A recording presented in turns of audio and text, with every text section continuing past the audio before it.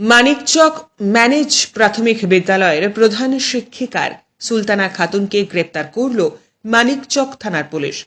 ঘটনা সম্পর্কে জানা গিয়েছে, বিগত বছর নভেম্বর মাসে এনায়েতপুরের একটি রাষ্ট্রায়ত্ত ব্যাংকে মানিকচক চক্রের বিদ্যালয় পরিদর্শনের জাল সিল ও সই করে ব্যক্তিগত লোনের জন্য আবেদন করেছিলেন তিনি।